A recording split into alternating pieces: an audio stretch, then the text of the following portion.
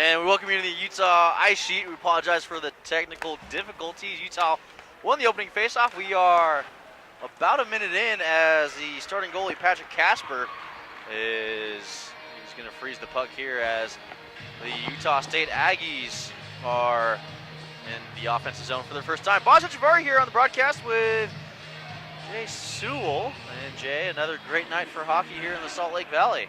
It feels like winter. We've got cool air outside and boys on the ice. Well, we got some snow in the mountains too. Snow-capped mountains. As that is Banks who was looking for Meany, but has iced the puck, and we will get back into the offensive zone. Well, we didn't have a pregame show, so we'll kind of abbreviate it here during the second stoppage of the game.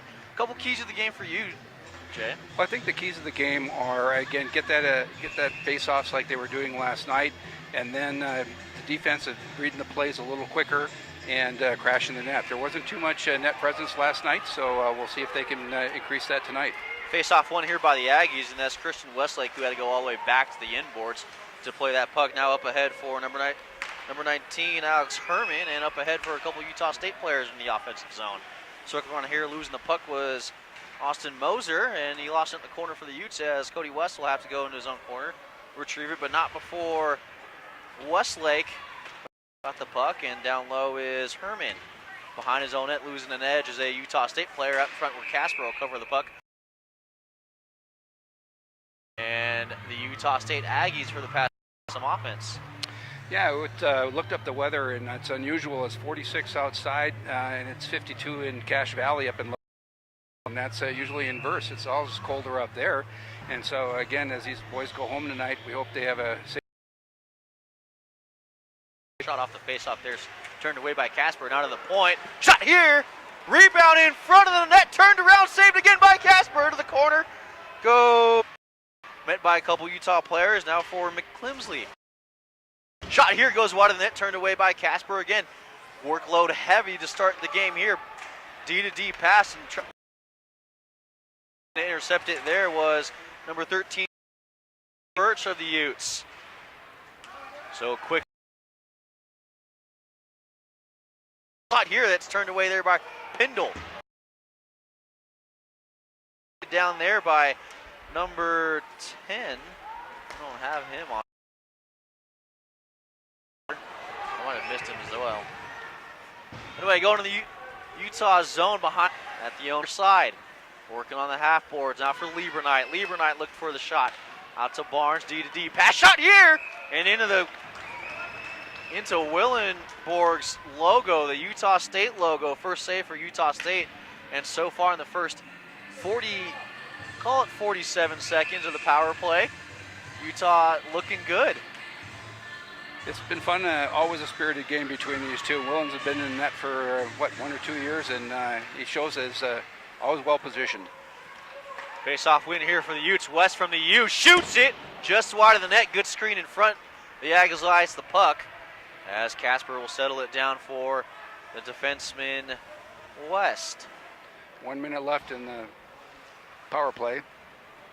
And West up ahead looking for Banks, who's back wearing the right colored or right numbered sweater. Up ahead for Petrie, where Banks will corral it.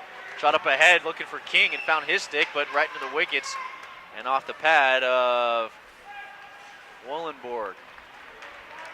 The Aggies clear it. Another good possession here for the Utes as they've maintained a really good power play to start off this game.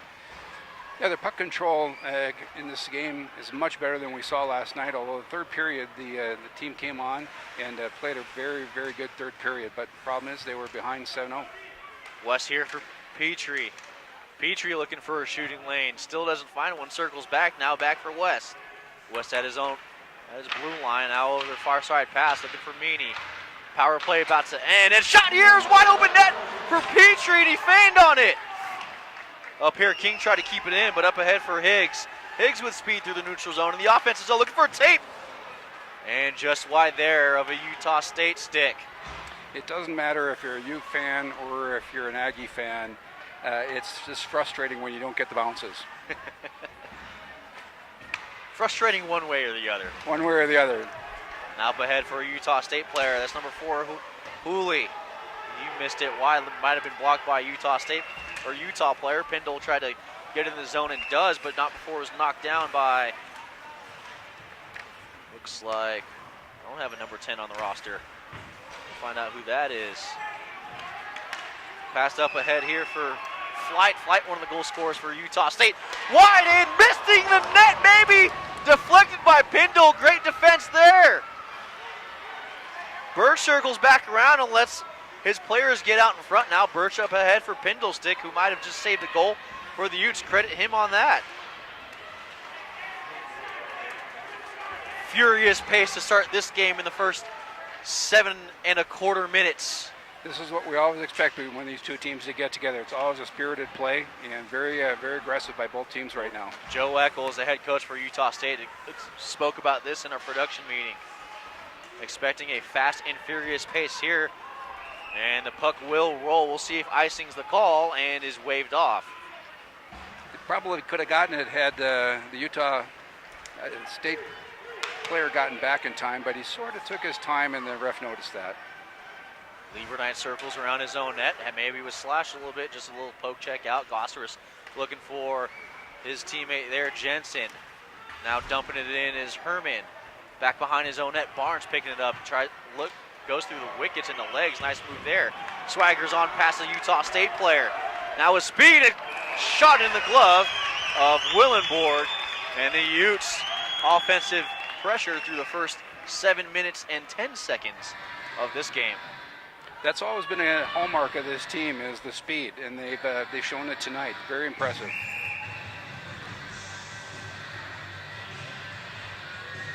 And a face-off here in the Utah offensive zone. Brett Meyer losing the face-off, and it's rung around the board, looking here for Moser.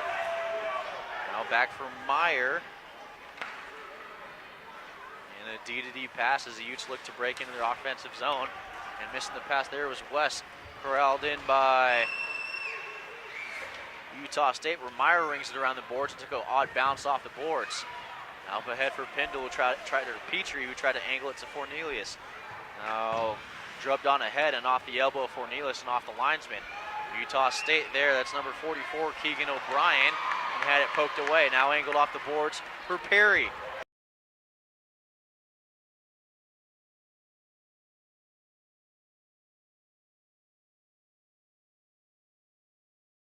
Perry with speed. Shot here, and it's wide of the net where Fornelius will corral it. Just gets it back in deep where Meyer will play it for Perry. Perry from the circle into the legs of a Utah State player. That looks like Josh Kirkbleet. Now up ahead, Utah State from the circle. Swaggers on in a huge collision there. Looked like Lieberknight getting the brunt of that, but Meyer back in his own offensive zone. Looking to pass here for Nealis off of his stick, was whacked away, still in front. Now chasing, Lieberknight activating. Had a fan on that pass a little bit where Meany got it up into the corner for Fornelius. Back to Meany, hopped over his stick. Puck is bouncing tonight. I don't know if it's a little chillier down there, but it is bouncing. Icing waved off. And here come the Utes again, coming to the neutral zone. Off of his stick. We were worried that he might not have played after the hit he took and takes. That was high. Maybe a high collision there, maybe an elbow. Still no call as we're 0-0 in the first period. 11:08 left in the first. Meany was trying to step into this play. Now Utah State with some speed. Shot into the legs of a Utah player and now in the corner for Utah State. High pressure here is Lindquist. Was trying to corral it. It was just bounced off the end boards. Now Meany gives chase and rubs off a Utah State player. And we'll have a call here as... Another interference call? And we haven't seen it yet.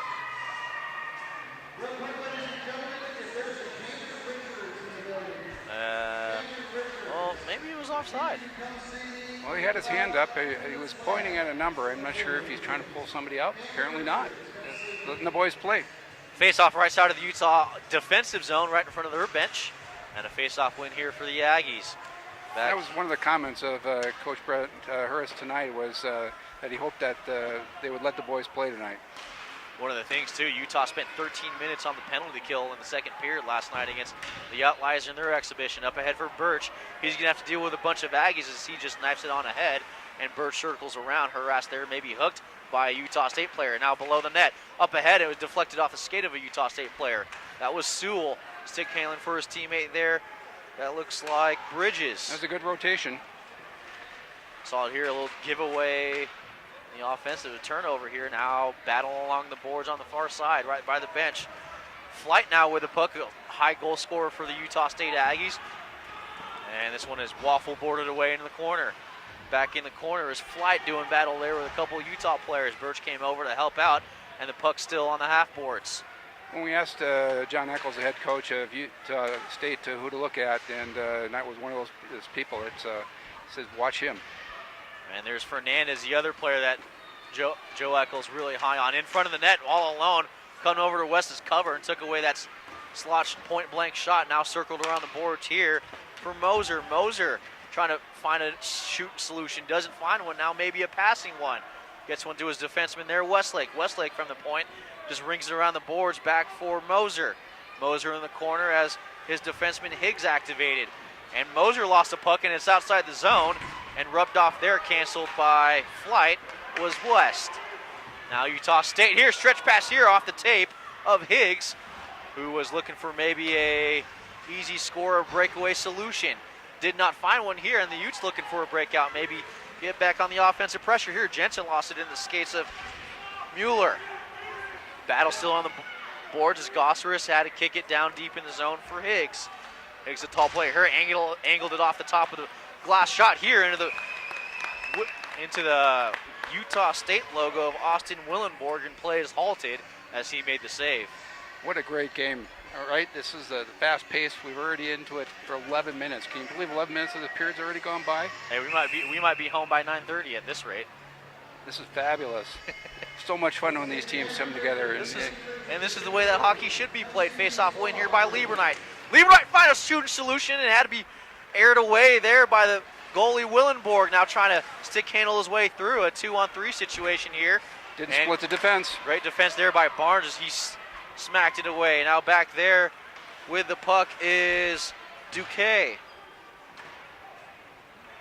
Up ahead and off the linesman there, maybe saving the Utah defense. And shooting here now, Fornelius all alone here near side. Looking for a passing solution now behind the own net. Maybe a wraparound, but screened off by Meyer. And crashing in after that good poke there by Barnes to keep it in the zone. And the Utah State Aggies have iced the puck. Yeah, it's a very fast-paced game, and these boys come from Cache Valley. It's if you've ever been out there, it's just a gorgeous area. You know, up there by Bear Lake, it's just a fabulous place to be in. Well, as of right now, probably the best contested rivalry here in the state when it comes to hockey between the Utah State Aggies and the Utah Utes. We'll talk more rivalries as this game goes along, but so far here, the Utah State Aggies win the faceoff. Now up ahead for Herman. Herman up ahead, and he finds a stick there of Catlin, and wide of the net was a shot. He walked right in, right up Main Street. King angled it off, and it was sent back in by a Utah State player. No icing here, as a nice check there from Meany into a Utah State player. Of course, expect the physicality to pick up here, as giving chase now is Westlake. Christian Westlake with a puck up ahead for his teammate. Now just sent in and wide of the net, as Cahill will go in and circle behind his own net. Loses his defender again, and the Utes will look to break out. Banked off the board up ahead for Banks, and Banks does get it out. And knifed ahead there by King. King with some speed. Now looking for his teammate in front. And we will have a stoppage as Sewell backward skated into the goalie. And play is halted.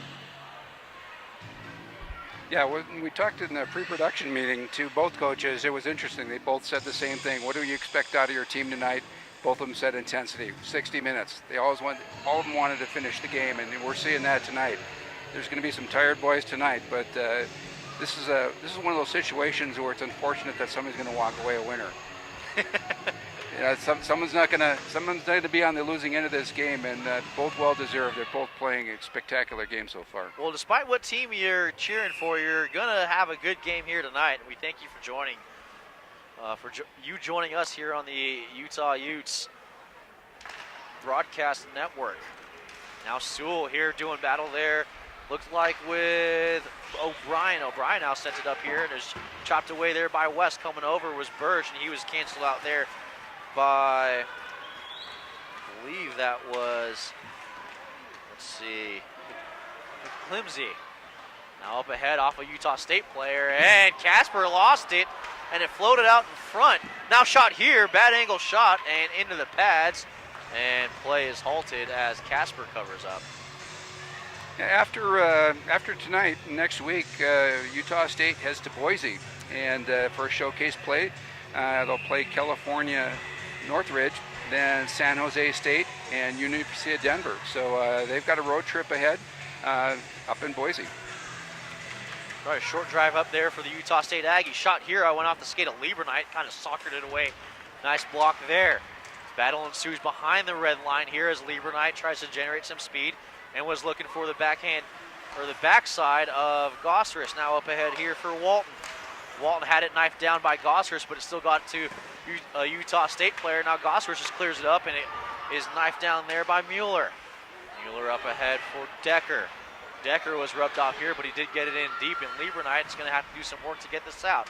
Up ahead and angled off the boards by Gosseris. Corralled in by Utah State, now up ahead as the Aggies were looking for a change. Jensen by himself here near side. Jensen with some speed, swaggers on into the zone. Utah State player without a stick now into the corner, and giving chase there is Hughes.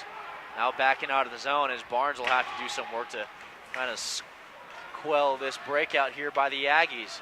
Back here for Mueller, now near side for Higgs. Higgs up ahead, had it dumped in there by Flight. Flight with a dump, and it was corralled in by Barnes. Now Petrie up for Barnes and had it bounce off of his stick.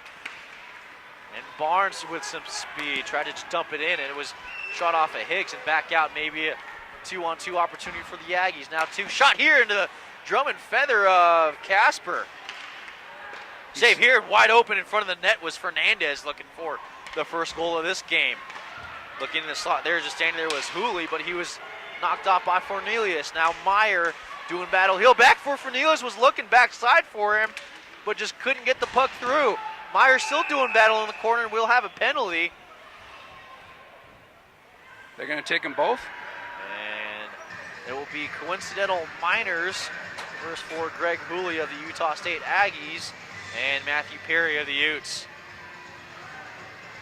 We talked again in the pre-production, Brett Burris complimented Perry being his first game last night. Was very impressed with his play.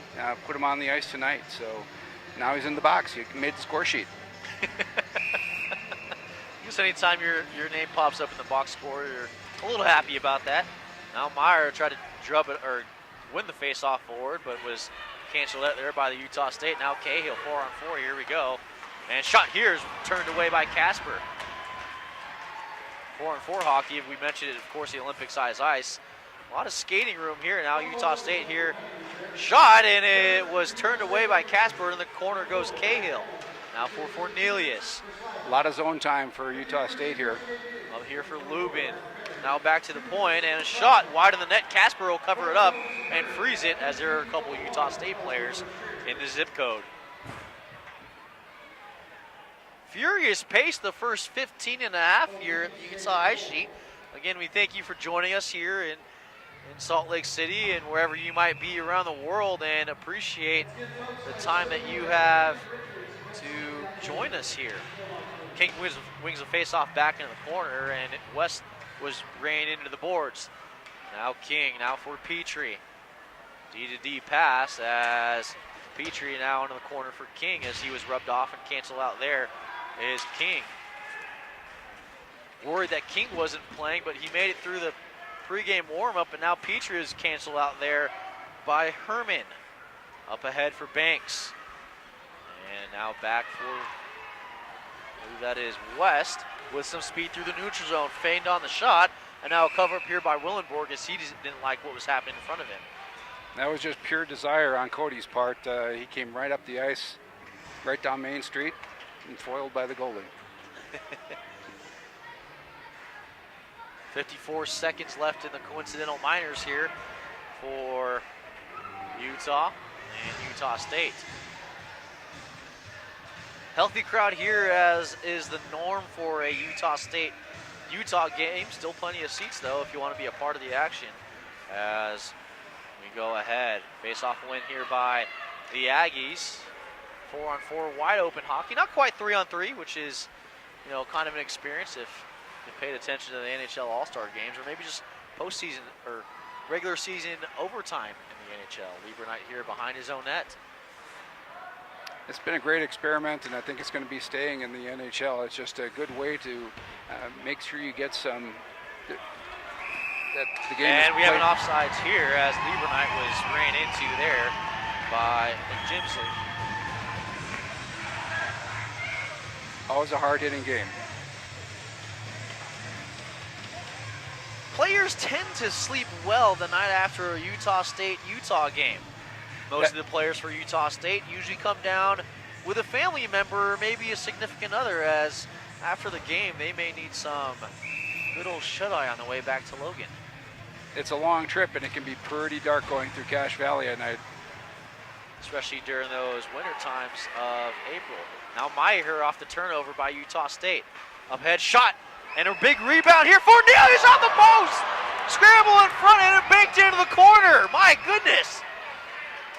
And Barnes out here battling in front of the Utah State zone. Meyer had it bounce off of his stick, and a 2-on-1 here for Utah State. Now Fleitch here, backhand, oh! What a save! And that one does go in, Utah State scores! 1-0 on the scramble in front. It was a magnificent save by Casper, but Utah State all in front of the net and getting the first goal of the game. Yeah, in the first two games, they scored 21 goals, this team, 7 against Weber, and they played Utah Valley in 14-1 last night. Offensive powerhouse. Well, the Aggies getting the first strike of the game, coming with at 17:08 of the first period. Utah, for the most part, most of the offensive possession here at the beginning of the game, now with some speed. Deegan Walton up ahead and just gloved down here by Casper, as crashing in hard was, looks like Chase Hall. I'm all surprised that that play isn't used more, the lob. It's effective. It's like taking a change-up in batting. You don't know where it's going to go. You're afraid of that bounce. And how many times have you seen it bounce right over the pads? I've seen it.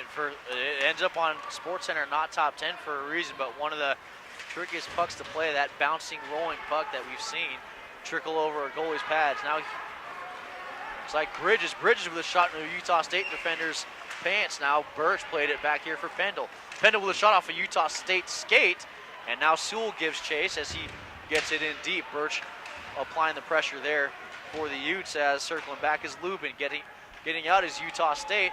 Icing waved off as the puck trickles, and the Utes will get a change. Up ahead off of the bench as West kicks it up ahead, and now looking for King off the boards, but finding the stick of Rene. Now a 3-on-2 developing possibly for the Aggies. Back for Cutshaw, and it goes in the corner. Repetru try to bounce it or rim it around the corner boards, and covered up there by Casper with 1:41 left in the first period. 1-0 in favor of the Utah State Aggies. However, the scoreboard in the arena does not reflect that. 17 shots on goal by the Aggies, and 8 for the Utes.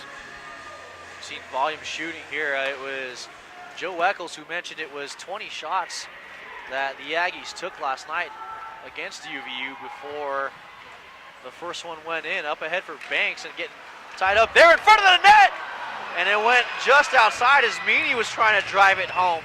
Now into the skate of Meany, harassed there by an Aggie, and as he loses his edge. Now King rubbed off there by a Utah State player. Meany in the corner and takes a forearm shiver as King hurdles the defender and is canceled out there by Utah State. Now Utah State in front, went off the crossbar. West fans on the shot. And maybe a 3-on-1 for Utah State. Herman shoots it right in the drum and feather, and Casper slows things up as some extracurriculars go on inside the crease. That looked like a gang fight down here in below the red line between King, And Banks, there was some hitting going on.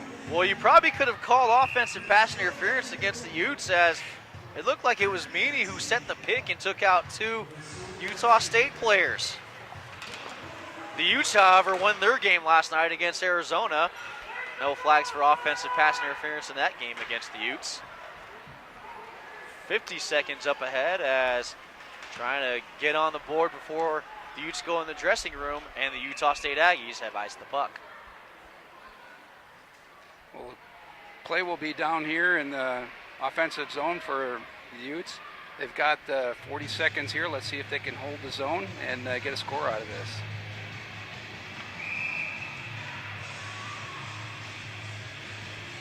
Meyer comes up to the circle. And Utes win the face-off here. Off when Waffle bordered away, and it was in the pads just in front of Willenborg, who thought it went over, couldn't find it, stood up, and the puck was right at his feet. Fornelis behind, looking for a centering pass here. Lost it off of his stick. Now Fornelis into the corner. Was checking for Lieberknight, but gets it right back for his line mate here in Perry. Looking for Fornelis in the slot here, and it's just angled off the glass here as cutting it back was Barnes. Knifing it down now up ahead here for McJimsley. McJimsley into the corner, shot saved by Casper as there's 10-8-7 in the first period. As Perry turns around, it was kind of sideswiped behind as Meyer lost it. Now up ahead and in the stick of Lieberknight, and that will do it for this first period as the Utes go into the Utes go down into the dressing room down 1-0. But a furious first period here for the Utes, and I think you have to be very happy with the effort. The effort by both sides, yes. It was, again, always a spirited affair. The referees are letting them play. Again, as Boz mentioned, come on down. There's still 2 periods to play. Come on down and enjoy the fun. Well, we thank you for joining us on the broadcast. Kind of a special intermission show here that we're going to get going. We are going to bring in the 3rd member of our broadcast crew, Joshua Dangle, and as we end this first period here, you'll be able to hear from Jay Sewell and Josh Dangle. So we'll leave it here for the first period, and we'll be right back in a moment with the first intermission halftime show. The Utes down 1-0 after 1.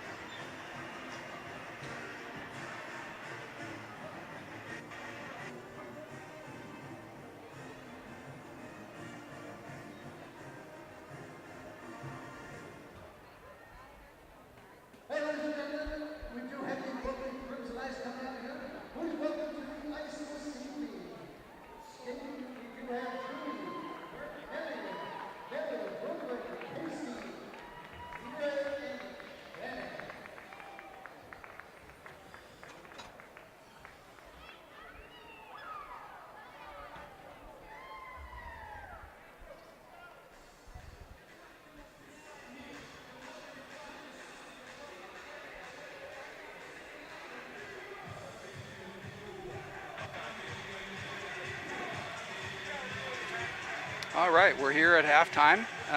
We've got the ladies out with their figure skating, but we're going to break away here a little bit and talk with the former captain of the Utes, Josh Dangle, number 22. Josh, how are you doing tonight? I'm doing great. Just got done with the alumni game and just having a good time seeing all the older guys back in town, and it's great to be back and see the boys play. Tell us about that a little bit. How did you decide what teams were going to play on the alumni teams? Well, about an hour before we got on the ice, we drafted teams and just had a list of all the older guys that were here, and we just went down the list and started saying, you're white, you're black, and tried to make teams as fair as possible to have a good game and just have fun with it. Well, why don't you share with us who won? Well, the black team won, which was my team, obviously. No, but it was a lot of fun. It was good-hearted competition. It was close all the way through. It was a 2-goal game. Yeah, it was just a good time. Yeah, we saw a lot of folks that had, I don't think they played very much because there was a lot of resting sticks on knees and a lot of huffing and puffing, and yeah, it was an interesting game. Yeah, players like Caden Notley and Seamus Bertinoli that were back for the first time on the ice, they hadn't touched the ice since their last game with us here at Nationals in Philadelphia. Dean Wilson has gotten 1, maybe 2 skates in, and that's about it. No. Well, so Josh, you spent a lot of time playing hockey in your youth time. Why don't you walk us through your career? Where are you from? How did you start playing the game? Okay, so I was born and raised in Michigan, and started playing hockey actually, how I wanted to start to play hockey is we lived in Indianapolis at the time, and we went and watched an old IHL game. And from there, I was just all for it. Loved it. Loved all the action, all the competition. And when moved on from there, I started learn to skate, and I couldn't get enough fast enough. I played hockey, played house hockey. Actually, the house organization that I played in Michigan is the largest in Michigan, so it was really good. They have a lot of good coaches, a lot of good start to play hockey and learn to play hockey, and moved up from there. Played 2 years of travel hockey, and then moved to AAA in Detroit. And played AAA all the way up until U18s, and signed a tender with the St. Louis Bandits. And played 2 years in St. Louis and a year in Kalamazoo, in hometown. And unfortunately, because of concussions, I had to move on and play, and just was going to be done with hockey, and ended up moving out here and love it, and played hockey for the U, and it was a great time. So there's a rumor that you were also a pretty good soccer player. How did you make the choice? Honestly, I just liked all the physical action of hockey more than soccer. Loved soccer. I still love soccer, watch it all the time, and sometimes I want to get back into that, but I just can't get away from hockey. It's just too good of a time. So now that you're college, you aged out of college, what's next for you? So I recently got engaged and getting married next June, studying for my LSAT to go to law school, and hopefully that pans out, and just have another year of undergrad because I'm doing a double major, and from there we're going to see how it all pans out for me. Well, there's a rumor that hockey helped you find your fiancée directly or indirectly. How did that work? Yeah, so she played hockey as well, and she was quite a really good hockey player, actually. And one of her teammates had a lake house in my hometown, and we were mutual friends, and it just all panned out from there, and was ever since happily ever after. So moving on to tonight's game, tell us a little bit about what you saw in the first period. It seemed like the U was a little bit tentative, and they were sitting back and just waiting things for them to come to them when they just need to attack. Utah State came out flying, and they knew that they need to get on top of them early, and they did. They had the intensity. They know what this rivalry is all about. It seems like Utah just has had a lot of new turnover, so they're just getting introduced to this rivalry and pushing hard to make this a lot better. And it's towards the end of the period, Utah was picking it back up, but they got some work to do. So during your tenure, your 4 years here at the U, what was the plus minus or the score? What was the score with Utah? Did you win all the games against Utah State? Or? I think I've lost to Utah State once, and it was up at their barn, and it was like a 7-2 game. We just didn't play well. I don't think I've ever lost to Weber or BYU. So. Well, that's interesting, because if you go out to the website for Utah, Skate and Utes website, and you look at that, there's been some questions about what's going on this year. No one saw the Wasatch Cup being scheduled. Can you tell us anything about that? What happened? So the Wasatch Cup was scheduled for a weekend that the U already has some D1 games, so they will not. I do not believe they are participating in it. And Utah State is hosting, and I think UVU is going to be the ones taking over the U spot. So they'll be the fourth team in the Wasatch Cup? Okay. And then there was another question on the Facebook page about we don't see BYU on the schedule. Yeah, so it was, I believe it was a BYU decision, but it was more of like a mutual decision between the two clubs that it was just beneficial for both of them to not play each other this year, just because BYU is working on getting better as a program, and they just, I don't know, they just didn't want to play the Utah with being a Division I, and they're just focusing on becoming a better Division II school and making sure that they can advance on as a program. Yeah, it's I can't remember off the top of my head, but I think it's something like 28-0 or 28-0. The Utes we over haven't BYU. lost in like 27, 28 games. Yeah, it's been a long time for them.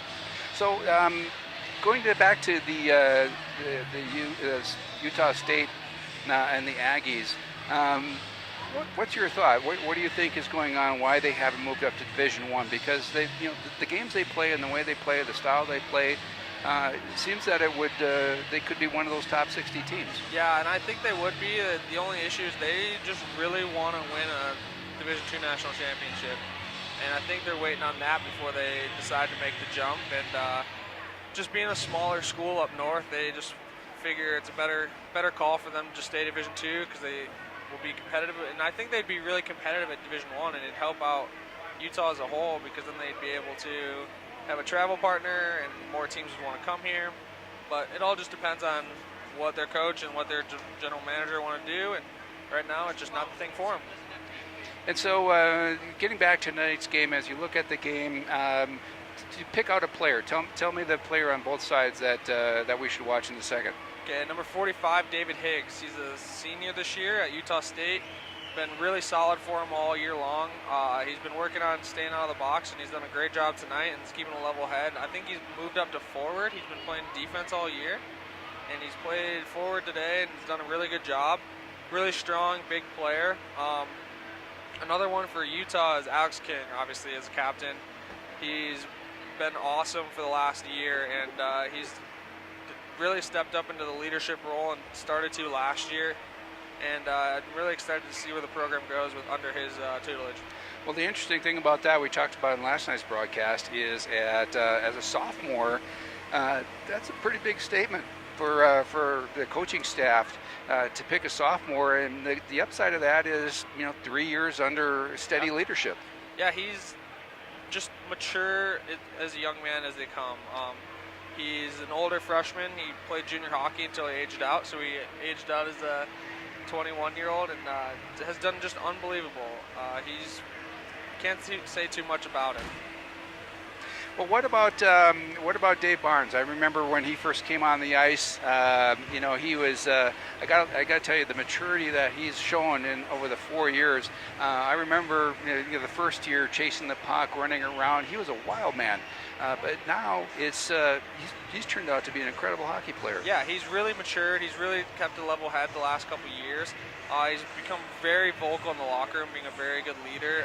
He's really worked hard on being more of a leader and being a guy that the team can rely on all the time.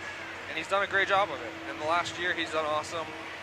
I know he works really hard to be one of the top players. He works hard in practice. He works hard on the ice. He's done a really good job of doing that. He's a very versatile guy. He was forward for us last year. He's defense this year. He's done awesome for us. So. Yeah, and that versatility has really helped him. I mean, he's one of those utility guys, and he can play the top line, he can play back, he can play forward, he can play center. It's just, again, it's the 4 years that I've watched him, it's been just a joy to watch him on the ice. Yeah, he's done unbelievable. Well, we've got 7 minutes left. We'll let the Zamboni run around. Josh, I want to thank you so much for joining the broadcast, and you're actually going to be the caller for the second period coming up. Good luck with that. Thank you very much. Yeah, thanks for having me.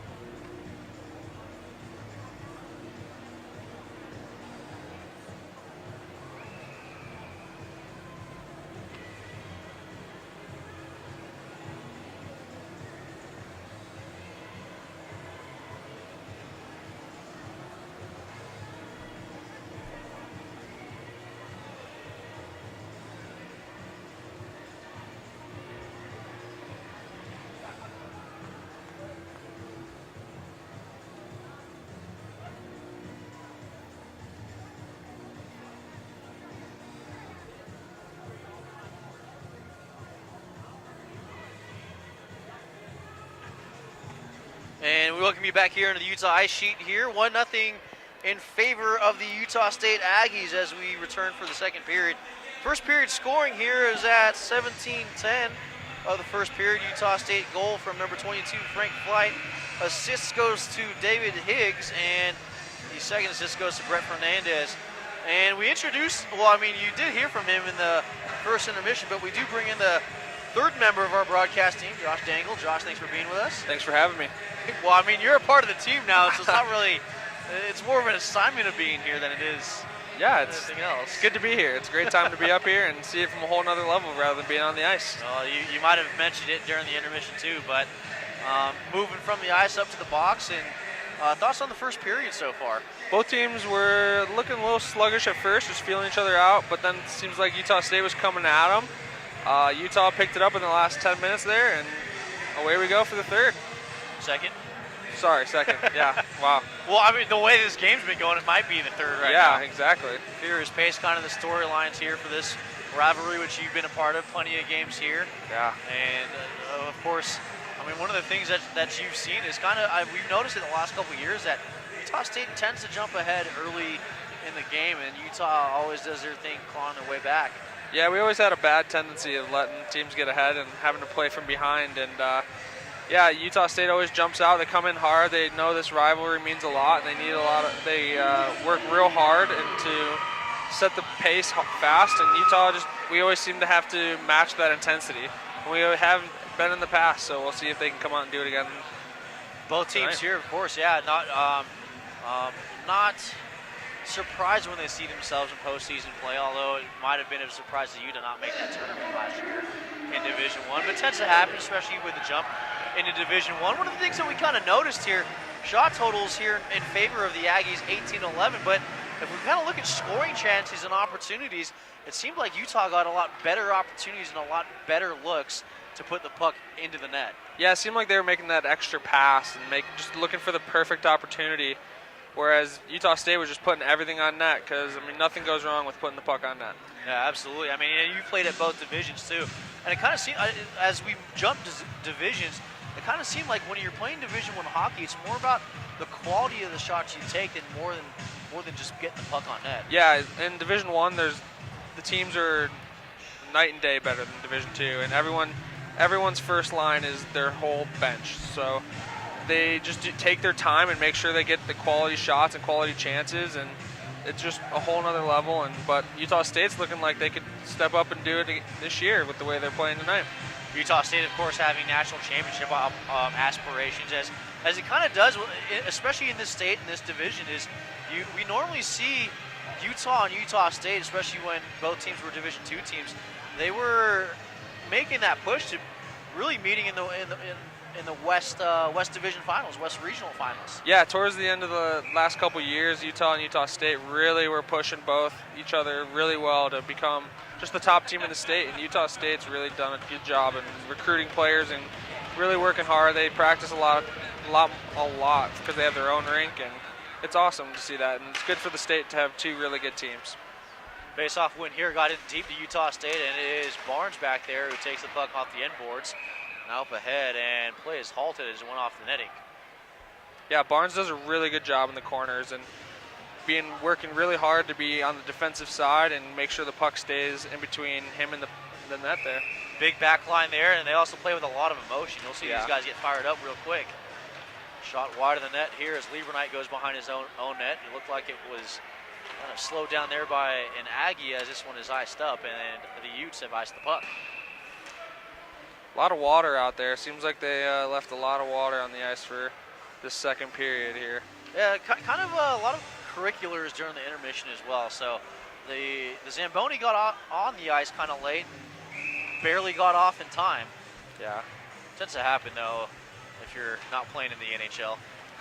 Keep the fans entertained. That's what. Got to keep the butts in the seats, yeah, right? Exactly. Or, I mean, the concession stand's right behind us, too, so there's a healthy line back. Well, I guess unhealthy, depending on what you're getting. Perry with speed through the neutral zone, looked for a shot, and had it squib away from his stick, now back into the corner. And looking for Barnes, who couldn't handle it, and goes back into the neutral zone to Lieberknight. Back to Barnes, D to D. And just outside of his reach. Up ahead, shot goes well wide of the net. Wasn't even on target. As that is, looks like O'Brien, who had to switch numbers tonight. Normally wearing 42, wearing 44 tonight, as there goes Flight, who's the only goal scorer of the game. Kind of one of those opportunities that was produced off of a shot that just went to the net. Battle ensues in the corner. Meyer does a really good job right there and coming back and helping his D out and getting the puck out. Meyer with speed by himself, coast to coast, and it went off a stick of a Utah State player. Now Meyer just drives it deep for Cornelius, and Perry might have been tripped up there, just getting his feet tangled with an Aggie. Shot here and into the glove of Willenborg. Yeah, Utah does a really good job when they get the puck deep and working it low to high to get those chances. It seems like that's an emphasis in practice the last few years to make sure that we work it real hard down low before we bring it out and try to take it to the net. Make it tough on the goalie, make it tough on the defenders, and maybe an over-rotation. KO with a shot right in the glove of Willenborg as he saw it the whole way. But a nice high shot there, as, especially if you're a goalie, a lot of equipment, so kind of tough to get that glove up there. Yeah, exactly. Coming towards your head's a tough shot because you don't know if you want to take it in the head or put your glove up and catch that one. I think you might be a little bit crazy to be a goalie. Got to be screw loose somewhere. Alex King in the face-off circle, taking this and winning it for the Utes. Back to Cahill as he shoots it through traffic in front of the net. King was there, and as was Darren Banks. Now play here, and we're going to have a penalty, and it's going to go against the Utes, and it's a trip. Well, Banks voicing his displeasure as now he makes his way back. Yeah, he's got to watch what he's saying here. These Utah refs don't like talking a lot. I know from experience, sadly. I don't think refs enjoy being told that they're an idiot every once in a while. But you know what? I like to tell them that I know more than them, but that it usually works out not in my favor. So usually when a college student, you think you know more than everyone else, right? Yeah, right, exactly. Student athlete. I'm learning everything right now, so I know everything. The term student athlete not lost on any of these athletes, as that was clearing attempt was gloved down there. Utah on the penalty kill for the first time tonight. The only other penalty they took was coincidental minors with Utah State. Now back here for Cutshaw. Shot on net and in traffic. And it's like Meany will just clear this out. Utah does a lot of work on their penalty kill, so look for that. One of the things them not being able to get into the zone and allow Utah State to set up. One of the things we noticed, Utah special teams, the best in the country for, it seems like a while here. Now we're going to have a penalty, and it's going to be, look like a slash, but we'll wait for the official ruling. Pretty sure it's going to be a hook. I don't know why he's arguing. Stick got caught in the arm, automatic hook. The stick infraction, 2 minutes either way. Yep. And we'll go 4-4, and it'll leave Utah with 38 seconds of power play time once these minors expire. A lot of open ice, so let's see what Meyer and Fornelius, two quick puck protection guys, can do out here. Barnes walking in, nice scores! 1-0 Barnes! Or excuse me, 1-1. Yeah, 1-1. Unbelievable shot by Barnes, took his time, saw that corner and wanted to go for it. I don't know if it was me, but I think he just gave me the feed me more sign. But Barnes ripping one, and he had a ton of space to literally walk into the slot and shoot it. Yeah, he had all day to step in there. Now we stay 4-4, and Utah can still get the advantage on the power play here. Nice thing about having 4-on-4, especially a ton of ice here. We'll get into it, especially outside of the state of Utah, all NHL-sized rinks. And as the season goes on, we'll see how that affects play. 4-on-4, Barnes again calling for the puck, shot in the glove of Willenborg, and looks like the top shelf is the shot location of choice in the second period. Yeah, growing up in Michigan, I hadn't touched an Olympic sheet at all until I actually come out here, and it's a lot of ice. And actually, my home rink in juniors was an Olympic sheet, and it really plays into your favor if you know how to play on it. And then an NHL rink is a lot smaller, so those teams come in, and it's really hard. A lot more space, especially with the extra 15 feet on the sides. You got to be well conditioned the elevation helps out quite a bit too. I'm sure a lot of teams want to go snowboarding when they come up here, especially if they're on the East Coast. Might as well, right? Yeah, might as well. I know that was a big topic when ACHA Division II hosted the national championships here, as Cahill circles back. And a tie game here, so kind of following the storyline of the classic Utah State-Utah game and a trip against Utah, as looked like Pendle got a stick tied up in the feet of David Higgs. So, yeah, anytime that stick gets in there, and even if he steps on it and you have nothing to do with it, it's going to be an automatic trip. It shouldn't even be in his feet. Easy call for the ref there. They don't even have to think about that. And Tyler Pendle knew that it was a penalty as soon as it happened, especially with the orange stripe being right in his corner. So we'll go 4-on-3 for the next 19 seconds. Now even more open ice here. Yep. King does an unbelievable job on face-offs. He did last year. Here he goes. And King 1-on-1. We'll see what he can do here and try to sidestep his defender. Just circles back. Good kill here. Gets it back to his defenseman, West. West and Petrie will just play with it until the Aggies apply some pressure. Now up ahead, nice up ahead into the corner, and it's going to be 4-on-4 as Banks comes out of the box for the next 35 seconds. Now Petrie coming in deep, circled back, and still lost it. Now King with a shot fanned on it, goes in the corner. 24 seconds left in this 4-on-4 time. Now Banks had it bounce off of his stick and back as Petrie behind the Utah State net. Petrie with plenty of time. Banks turned, looking for the wraparound in front of the net, and corralling the puck there is Flight, goal scorer here. Now up ahead for Fernandez. 5-on-3 play, scores! 2-1 Utah State.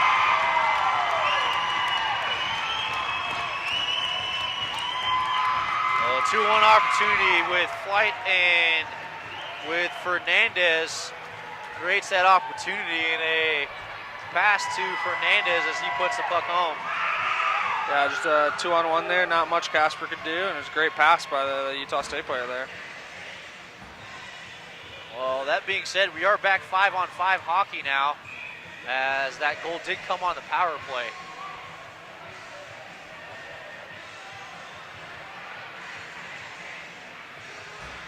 Yeah, Utah had all the momentum there, and just one bounce the other way, and away they go. Kind of how the game goes sometimes, especially in this rivalry, and how fast this always gets played as well. Going back, giving chase is Catlin, and he's waits behind his own net. Up ahead here for Moser. Turned over to Barnes. Barnes gets it deep, and Muhlenberg looked at it, decided better just to let that go. Now Sewell was watching it as it's up ahead for Herman. Barnes shoots it, and into the corner goes Westlake. Battle ensues on the far boards here, back into the corner as Westlake will just rip it around for Catlin. Catlin lost it and does a recovery move here and has it poked away by Birch.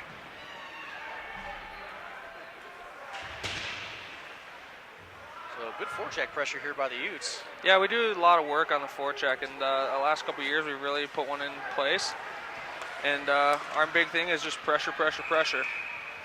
And looks like we are going to have a slash against Westlake as Birch and Westlake exchange pleasantries. I mean, anytime you just take away an opponent's stick with the slash there, they're obviously going to make a phone call there. So nothing you can do about that, nothing you can say. Birch, of course, a freshman out of Vernal, Utah. Yeah, it's good to see players from all over the state actually make an impact and stepping in right away. Of course, this is a very young Utah team, probably one of the younger ones we've seen in recent memory. Yeah, the last couple of years we've been a lot older and had a lot more older guys that step in and play right away. But yeah, the younger guys is a good thing for Utah, good for the program. Little recruitment classes never hurt, and it's good for Division I. Well, I was looking for turnover here is Banks. Now back for Meyer as he fanned on the shot. Now one in the corner, back for Meyer. And Barnes with a shot goes right into the Utah State player. Pops out and now giving chase there. and a good job to angle off Dagan Walton. And Birch was looking for Lieberknight maybe a little too far, as now a giveaway shot here and a couple Utah State players surrounding the net. Now Lieberknight with pressure, and a trip will be ruled against Lieberknight.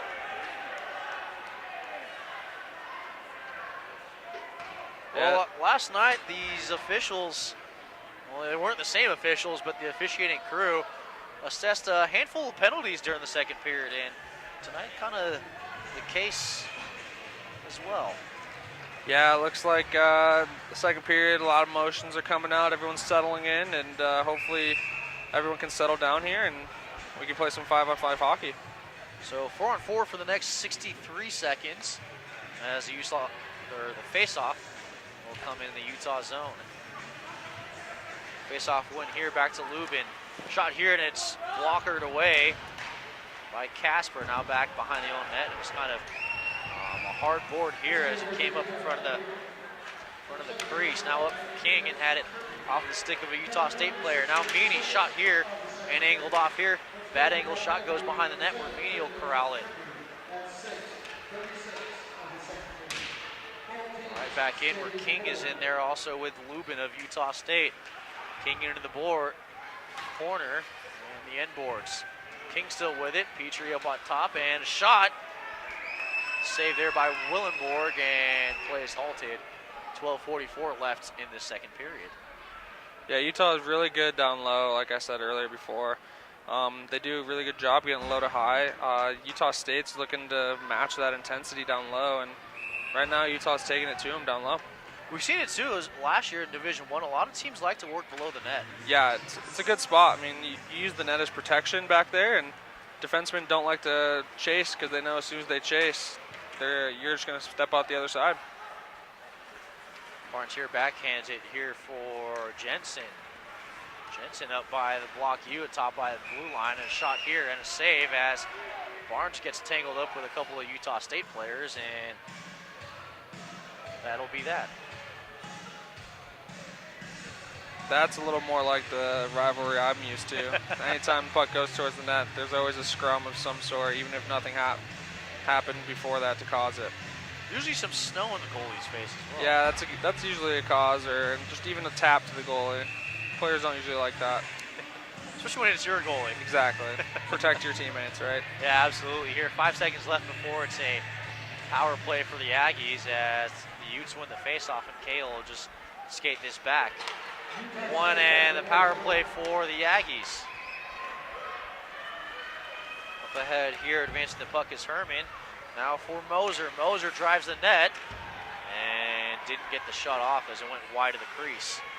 Now for Meyer, and I thought it was for Meyer, but Fornelius decided to ice the puck. Probably a better decision. It's always a good decision if you get it all the way down. 200, 300 feet in this rink is much better than them stopping at the red line or making a bad play at your own blue line.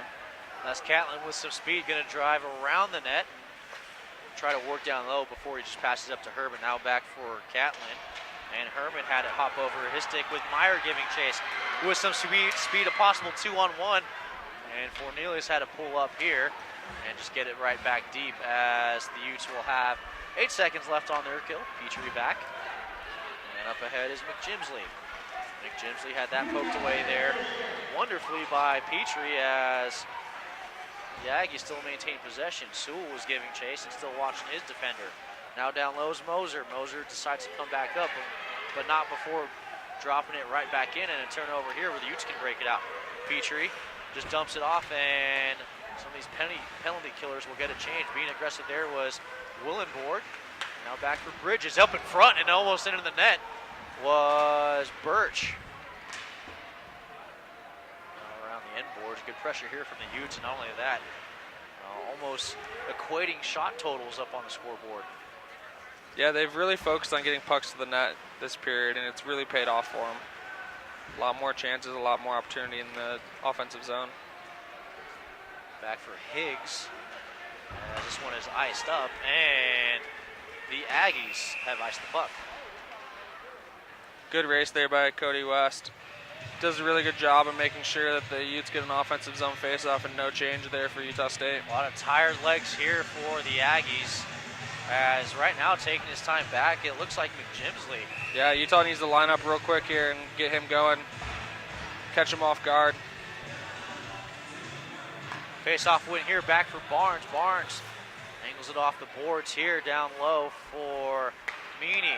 Now King was looking in front of the net as down there was Banks looking for the backhand wraparound and a shot that goes off the netting. And the face-off will stay in the zone, but the Aggies can get a change.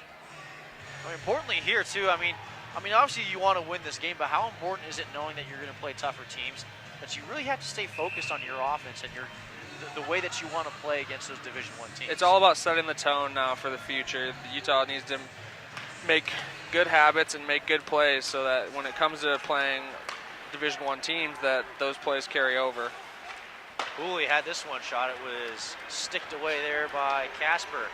Possible 3-on-2 enveloping here, but the Utes are offside as Barnes had that kind of come off of his stick a little bit. But, I mean, that's why we play these games early in the season. Yeah. And not to say that Utah State is a... They're no cupcake by any means. No, I mean, by all means, they very well could be a Division I team. Yeah, and they honestly should be.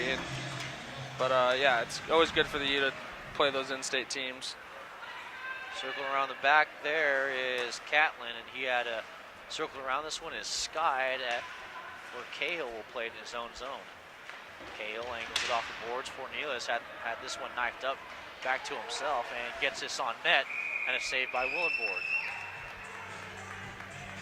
Great play there by Forney, making sure the puck just got to the net or got deep, not trying to make a pretty play up high and the puck come the other way on a rush. I mean, we've talked about the young players. Fornelius coming in as a true freshman and immediately making his presence known. And it was actually, you got to play most of your years with him and see him develop as a collegiate hockey player. Yeah, last year he really stepped it up. He played on my line with King there for the last half of the year and did really well. He's really developed well as a player.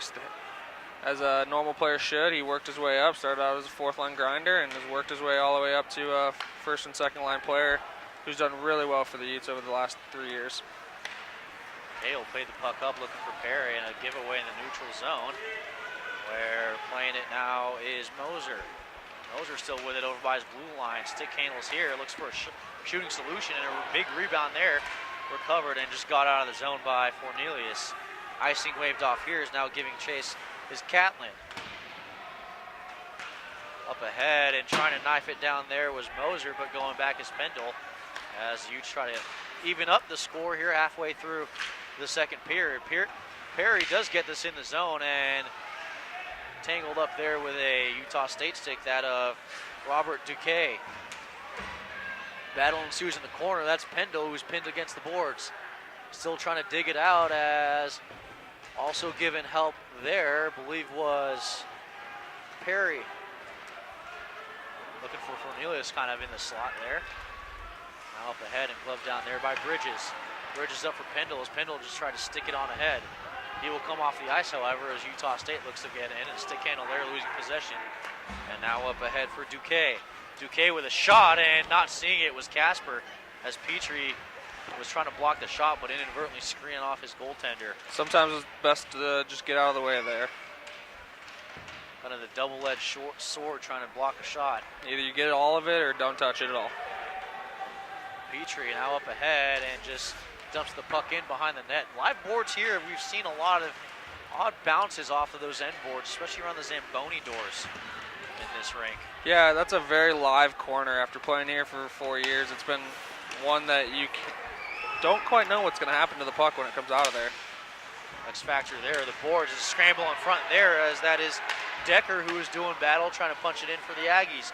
Now behind the net is Lindquist, who, by the way, gained his U.S. citizenship this year. Native of Stockholm, Sweden. Very nice. It's always good for someone like that to work his way through it. And you see a lot of European players come over and play juniors here, looking for an opportunity to play at the next level here. And this was almost knifed into the slot by, like, who's that? Cody West. Now Jensen gives chase, and he's going to have to do battle with Higgs.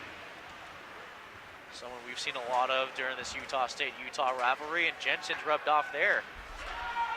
As Barnes will go back, icing not waved off. Looked like it might have been deflected by a Utah player on its way out. See a lot of Europeans, even like the team they played last night, the Outliers, they have a ton of Europeans.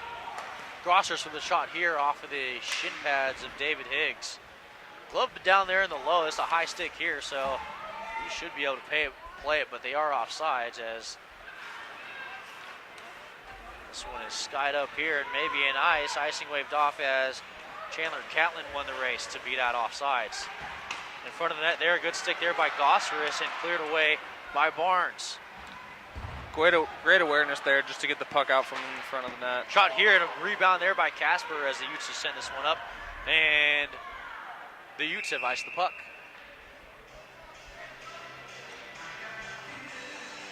We've seen Utah claw their way back in, at least on the shot charts and even on the scoreboard.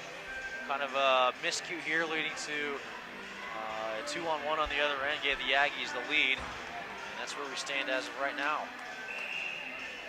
Yeah, a couple of mistakes here and there, and the game was back to even. But this is a game of mistakes, and it's all about who makes the fewest of them. Game of hustle here, and that's, speaking of mistake right there, to Meany. Meany rubbed off, shot here, and a save by Willenborg as he got quick in the butterfly to stop that puck. Yeah, as I say it, just the tiny little mistakes there could cost you dearly. Funny how it works as a broadcaster, right? Yeah. Maybe I could be like Tony Romo and start calling out plays. Are they calling him Romo Damas? Yeah, he's just every single play, just like $5, run to the left. Well, this one is angled off the boards and sent right back deep. Perry's going to give chase, and again a weird bounce off the Zamboni doors. Utah State now with the puck advanced here by Hooley. Hooley shot here and over the head of Casper and over the net. Off the glass rimmed around and out of the Utah zone. Trying to stick it up there, and now knifed down there was Duque. Flight has a goal, and he is applying the pressure there, but not after it was recovered by Perry and up ahead for Meyer. Meyer's going to have to do some work here, but angled off the board, and looks like this will be a face-off in front of the Utah bench. Yeah, puck went out and just tapped a player's glove, and obviously that's a stoppage of play. By chance, do you have a favorite part of the rivalry? I mean, we do see Utah State down here again, but I mean, obviously getting to going to Utah State is always a great time because they have probably one of the best fan bases in Utah. Obviously, I believe our fans are the best. Just Homer allegiance. There's there, no bias in that statement. No, not at all. Yeah, going up there, they're loud, they're rowdy, they are a barn of emotions. Anything that happens, they're all over it, and it's always a great time. I remember a funny story from last year is we were coming out for the first game of the year, and they packed barn, and they start booing us, and the whole hallway shakes, and all I see is Guy Petrie's eyes look at me, and I'm just like, all right, you got to be ready to go. And away we went, and we ended up winning. Well, up ahead here is Moser. As Moser looks for a solution, finds one, and the rebound is corralled by Casper for the save. 4:33 left in the second period. And there are passionate fans in the state, especially the hockey fans. I think maybe the University of Utah getting to tap into the Grizzlies market as well, with them playing just west of us. Yeah, I would say we get a very large group of fans, and it's a lot of new people to hockey, which is awesome because that just means we're growing the sport here in Utah, and nothing's wrong with growing the sport that you love. Alex King with speed through the neutral zone, had the puck kind of skip off of his stick a little bit. And play on the blue line, now up ahead, and a good check there from Meany. This one just sent deep, forcing the Aggies to at least go 200. And now turnover here, Meany waited, and a shot that I don't think it got off the ice a whole lot. Always that top shelf was labeled, that top upper right 90. I think he was trying to catch the goalie off guard there with the stick coming, the glove side going low. But great play and great opportunity for Utah. talk about mistakes and opportunities, and that was a huge opportunity that Utah could have cashed in on. Now up ahead for Banks. Meany there was shouldered off there by a defender, and now Utah State back the other way. Up ahead was Moser. He's floats this one down into Nona as Lieber Knight does a good job there to recover it for the Utes. Up ahead for Meany, now with speed. And Meany on the tail end of a shift had this one blockered away. Shot! Still in front, scrambles. Being knocked in the goal. He's still on the ground is Willenberg. King has it, shoots it just wide of the net into the corner. What madness so far. And now a penalty as it looks like it's going to be Josh Kirkflit. Yeah, slashed Meany's stick right out of his hands as he was skating back to the bench. Didn't quite like Meany pushing that guy into the net, but it's just a strong play by Meany taking it to the net and working hard. You can't really do anything there if you're a goalie, and it's not a penalty if the puck's right there. So if you're a goalie, you got to try to avoid that and do the best you can. And fortunately for your Utah State, it didn't cost them anything except a player. Yeah, and it could end up being costly here, but we'll see if Utah can take advantage. We'll stop it here as we wait for the penalty to be applied on the scoreboard. And face-off tie up here, won by the Aggies, still kept in by Barnes. Barnes walks it in, a shot into the chest of Willenberg, and after 8 seconds, we'll restart and do it again. Great play by Barnes there. I know a lot of players want to take their time and set up, but sometimes when you're pressured, you just got to get the puck on net, and nothing's wrong with getting the puck on net. Absolutely. So we'll restart, do it again. Win here goes to Barnes. Now cross pass for Lieber Knight, looking for Fornelius, backhanded, and it was guided away by a Utah State penalty killer. Now Barnes from the point. Back for Lieber Knight. Lieber Knight looking for Fornelius, backside. Had a wide open net if he could connect. Now Barnes for Meyer. Cross pass, Lieber Knight. Fornelius again on that backside is open. They're really trying to get it to Fornelius right now, but they just really need to focus on getting pucks to the net rather than waiting and trying to make the perfect pass. And there it was. It was blocked away by Willenberg. The shot from Lieber Knight now to Barnes. Meyer here. Lieber Knight was calling for it. Shot in a good screen in front as Meyer takes a check after the shot, but a stoppage in. So far, the first 47 seconds of this penalty or power play for Utah going well. Yeah, they did a really good job in controlling the puck there and taking their time and setting it up, and you can't ask for much more than that. Let's see what the next unit can do here. Maybe they can build on it. 73 seconds left on this power play for the Utes. Face-off win here for Utah State, losing it at his feet. Looked like it was Higgs. Now trying to keep it in, and does is King. Now he can walk in. Shot here, screen in front, back to King. King scores! What an unbelievable shot there from Alex King. Right along the goal line. You see that kind of shot in the NHL. The one that comes to mind is Steven Stamkos' one-timer from the bottom of the circle. But yeah, unbelievable shot. Alex King's goal ties up the game for the Utes at 2 on the power play, and really no shot there for Willenberg. No, there's no chance. As soon as the puck hits the bar, it's always just a crapshoot on where it's going to go and how it's going to go for the goalie. So far, the tying goal, we might as well just make that the goal of the game with how that power play and that goal went in, and keep an eye on it for Alex King. Might be the play of the week, the first one for the Utes. What a great hustle there from Jack Sewell. Great back check and making sure that player couldn't get the puck deep. Bridges rubbed off here, now goes from the near side corner. Barnes activates from the point, does get the puck, but harassed here by a Utah State player, Greg Hooley, into the corner. Bridges gets canceled out there by a Utah State player. Now in the corner where Sewell checks his side, now circles back, looking for a solution and finds Suss doing their job. Here's wow, another great play. Sewell gets the goal, 3-2 Utah. Just great from Jack to be up in front and just be open there the entire time. Great pass from there from Meyer. And a game of momentum as Sewell gets the goal, and there was no one home to keep an eye on him. Looked like an over-rotation, what we talked about. It's all, if you lose your guy, you might as well go right to the front of the net, because if your guy doesn't know where you're at, hopefully the puck will come to you. what a great turn of events here for Utah, gaining some momentum back and taking a goal in their right direction for them. Well, it seemed like the Utah Ice Sheet was looking for an opportunity to just come unglued, and it's found it. With 1:25 left in the middle frame, Utah up 3-2. Shot here goes wide of the net. That was taken by Chris Cutshaw. It's really important now for Utah to keep the momentum and to not let another goal go in against them. Now Perry had an opportunity as Fornelius was cracked in the slot. Now back up here for Cutshaw. Cutshaw got it up ahead for his teammate there in Herman.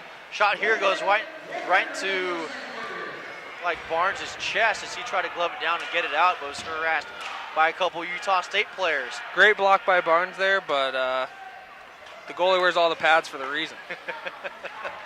A little bruise after the game, possibly.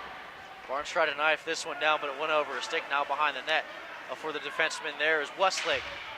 Now behind his own net, now up ahead. Good stick there from Utah and getting that out of Perry.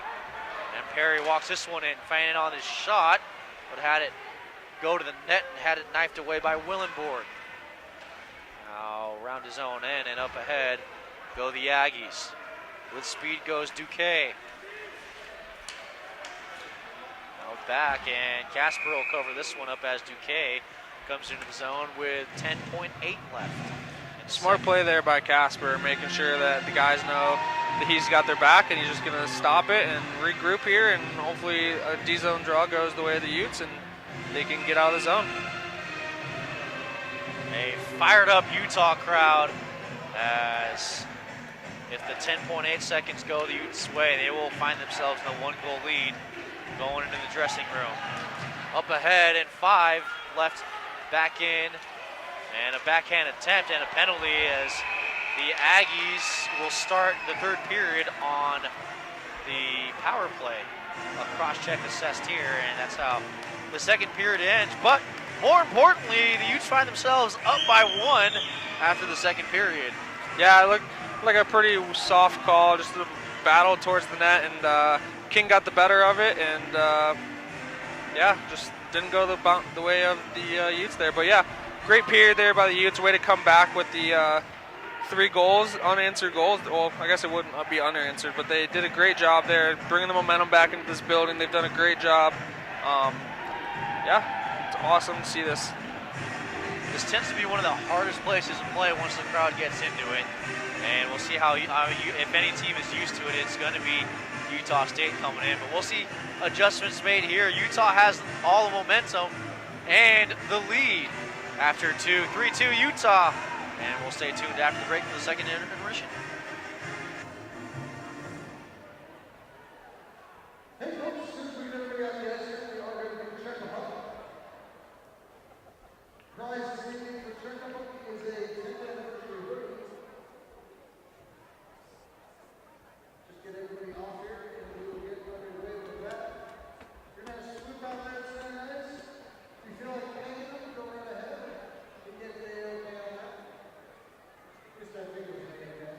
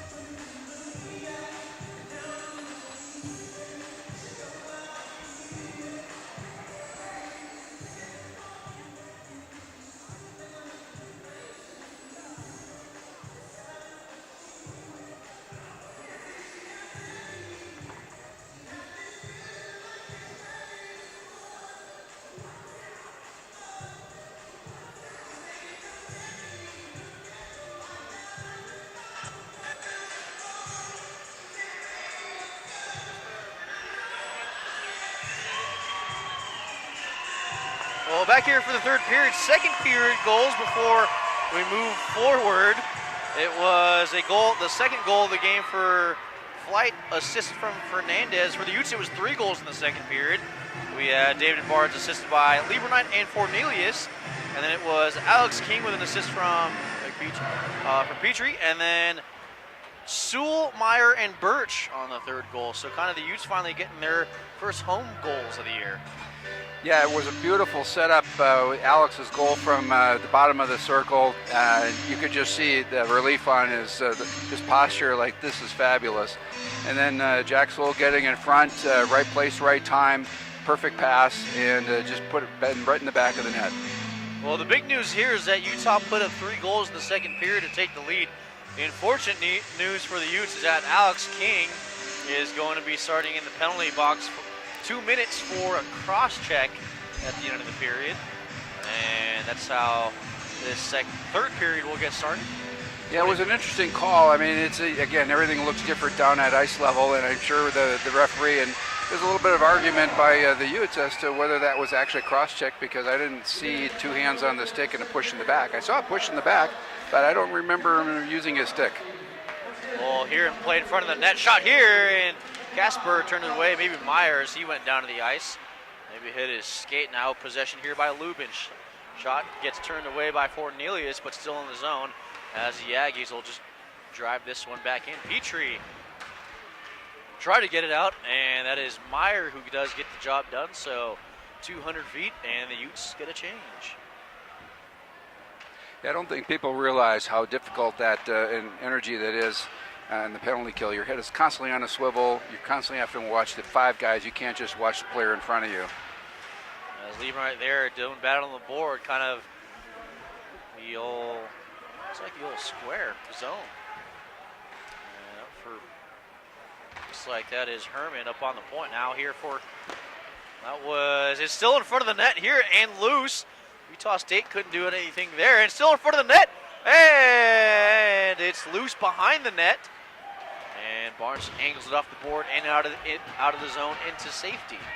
Kind of an interesting sequence there if you're the Utes, as the goalie Willenborg reams it around the board, and up ahead here for Cutshaw. Cutshaw with speed into his offensive zone, was maybe tripped up a little bit. Now back, we were going to go back the other way. Now Birch finally does, and we do go back the other way. And the Utes ice the puck on the penalty kill with Banks with speed, trying to jam it home near side on Willenberg before he was rubbed off the puck. Yeah, that's scrambling in front of the net in front of the goal. When the goalie goes down to Snow Angel, you can just see the panic by the 4 penalty killers. Like, please, puck, stay down, stay down, stay down. Well, 2-1, and the Utes have killed off the penalty. And we are back to full strength hockey. Out in front here, and a score as this game is tied. Utah State, looks like that was Greg Hooley for the Aggies. Yeah, they didn't pick up the player sneaking in the back door, and all of a sudden the puck's in the back of your net. 3-3.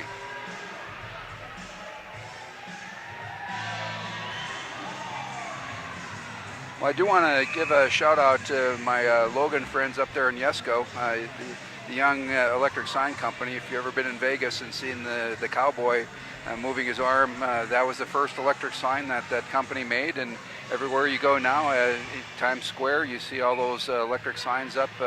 Look like televisions up when they're up that high up in the air. But shout out to my Yesco friends. Lighting up the New York skyline. All the way from Logan, Utah.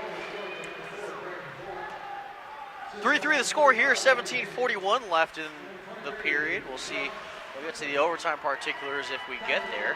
But this one up ahead off a Utah's player, and the Utes have iced the puck. It's interesting that wasn't waved off. There were 4 or 5 people that could have touched that puck as it went through the neutral zone. Well, I won't delve into the psychiatrics of the mind of a linesman making the call, but they have ruled as an icing and a face-off in the Utah zone.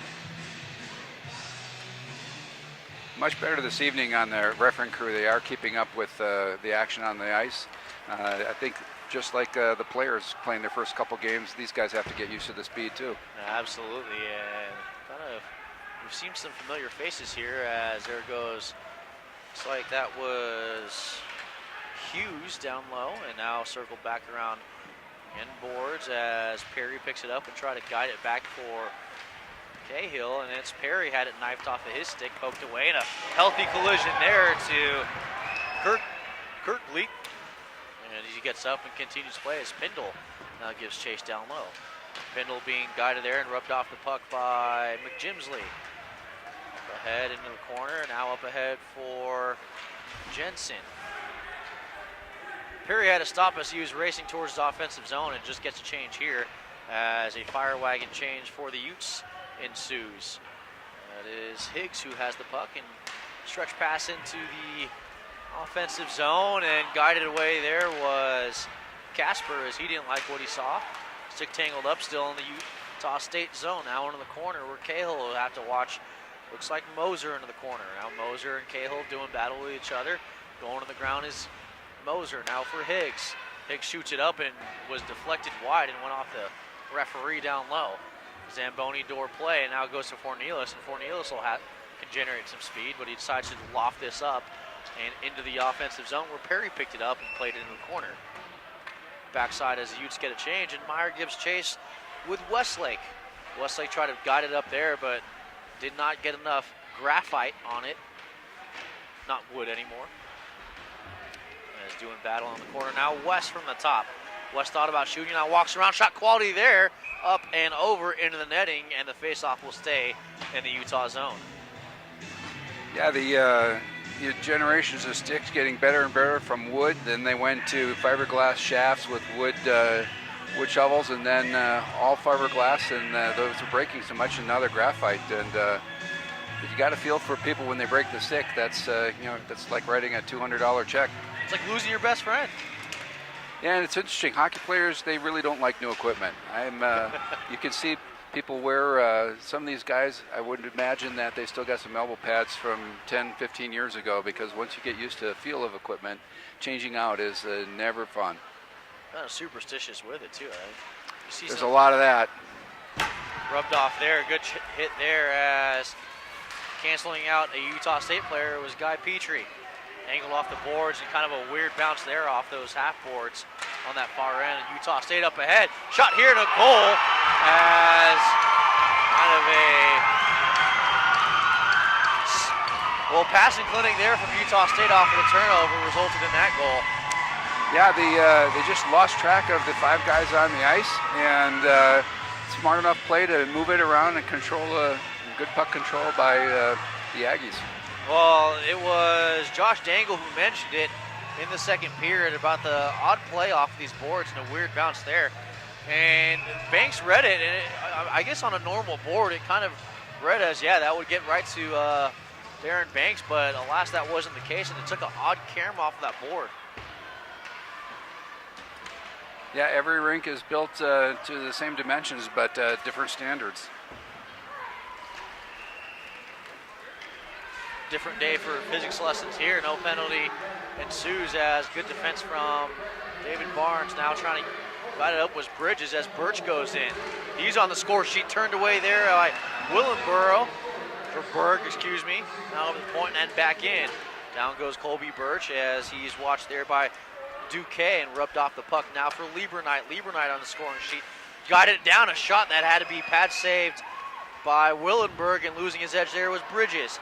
Up ahead here for Lieberknight, mid-zone, just gets it from the red line and drops it back in the zone. The Utes are now onside. Cornelius comes back in as now it's up ahead for Robert Duque.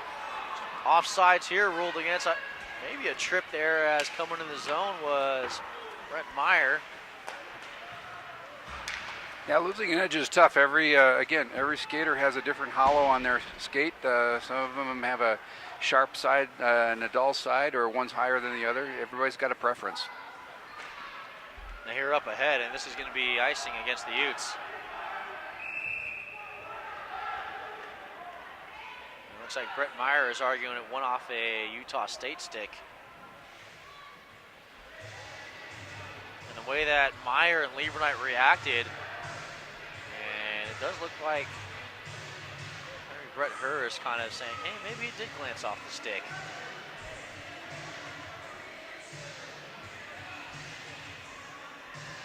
It's such a fast game. The people that just come into the sport, I think that's the one thing they always say, trying to track the puck. But once you get used to the game, you can see the flow, and it's pretty easy to figure out the actual action just by watching the players and where they are on the ice.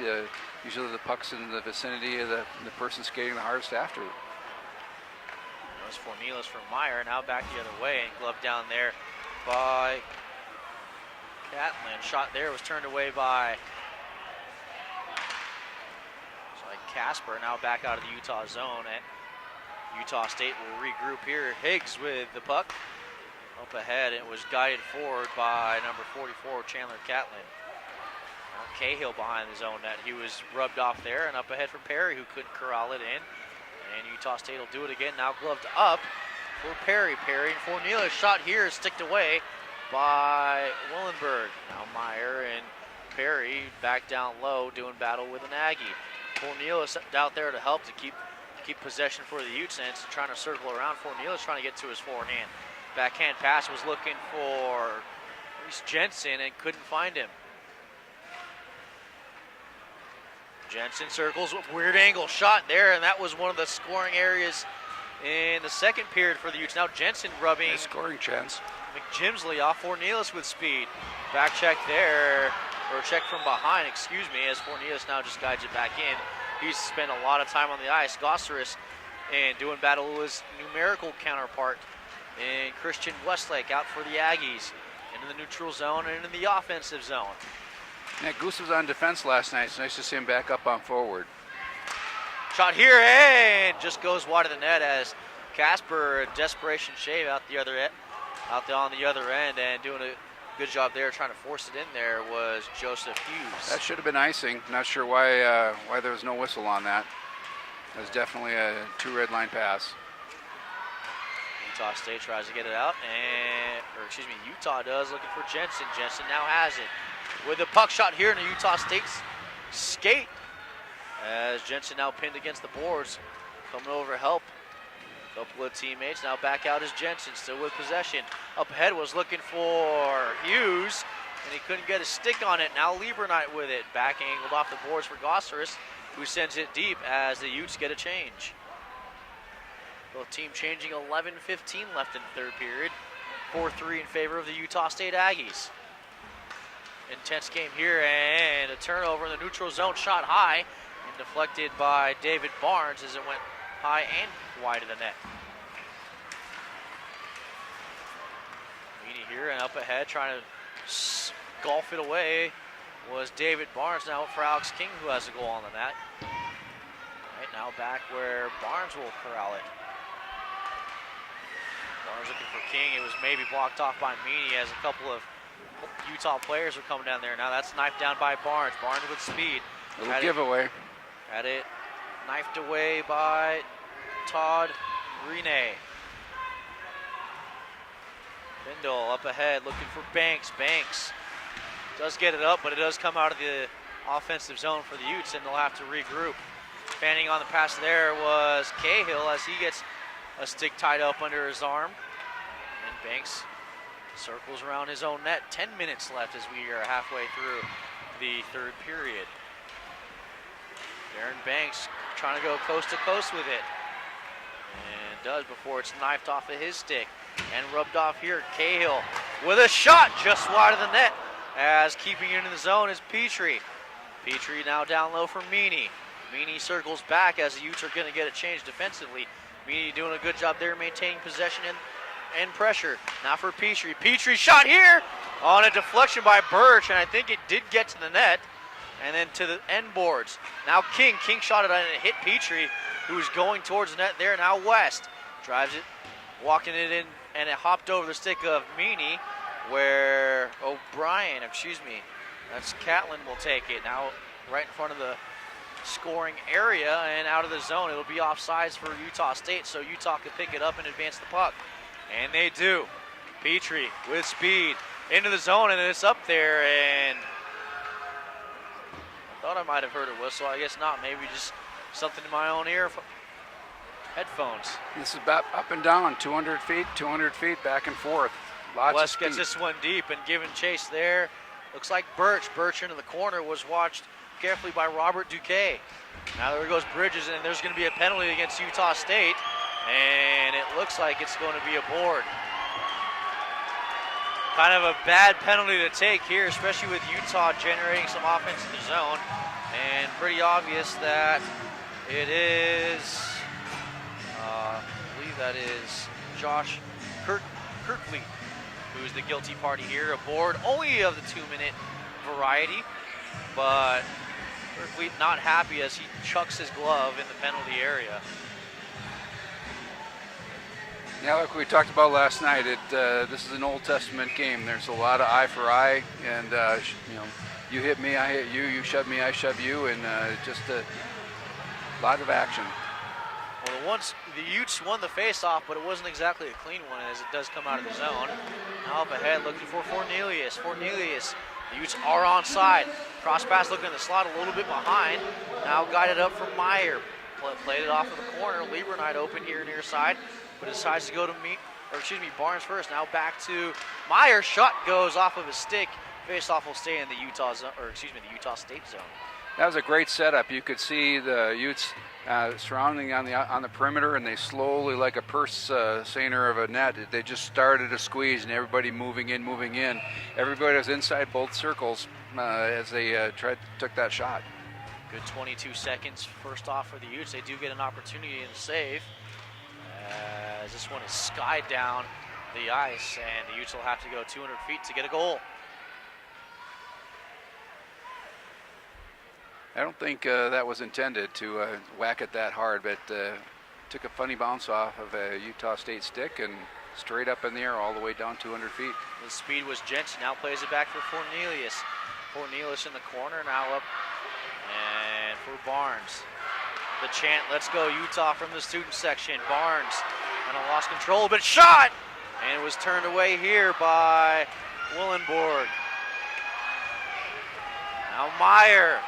Drive, and it got stuck, and now still in the zone. Barnes looking for an area. Now back to Myers, shot. Scramble in front, back to Myers, and where'd it go? It's in the goalie's pads. What a save. Another Snow Angels save. Well, I knew it didn't get through. I didn't see the net move at all, and I don't know how Austin Willenberg saw that puck or even made the save, but he ended up making it.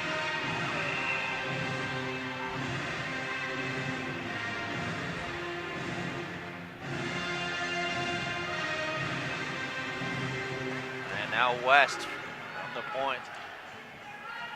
Looking for a shooting solution are the Utes. Now back to West. Shot here, and it went wide as Petrie's going to have to recover the puck. 35 seconds left in this penalty. Petrie out of West, backhanded here. Got it up ahead, and a shot! Scores! Connor Meany ties the game at 4 with 7:12 left in the third. Again, great setup. I was a little nervous as an announcer how patient they would be, and they showed a lot of patience on that power play. Well, it was Josh Dangle in the second period who mentioned the main difference between D2 play and D1 play is shot quality over shot quantity. And that it was a shot quality that was ranked very high as the Utes have tied up this game.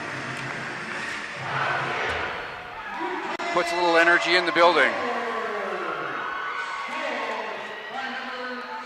Colby Birch was looking for the puck here in the half boards. Now has it, tries to get it out. Being harassed there by two Aggies, and does get it out where it's corralled by David Higgs. Now Lieberknight does get it out, and it went off a player on the Utah bench. So the faceoff will come in the Utah zone. Yeah, that was almost like that, what was that Cubs fan that caught that ball? Steve Bartman, Steve Bartman, yeah. They gave him a ring this year, didn't they? They did, yeah, they did. And despite, some people have their personal feelings to it. I think that for everything that Steve Bartman put up with, I think he deserves a ring. And I think our former broadcast colleague and friend to us, Matt Coma, might agree with that statement. So the Utes have iced the puck. 6.5 minutes left. Tie score. Goal shots on goal almost even, favoring the Utes 38 against the Aggies 37. So they caught up. For 2 periods, the Utes were behind. Getting back to Josh Dangle, it's not always about quantity. It's a lot about quality. Now back for Westlake. Westlake shot in the feet of Alex King.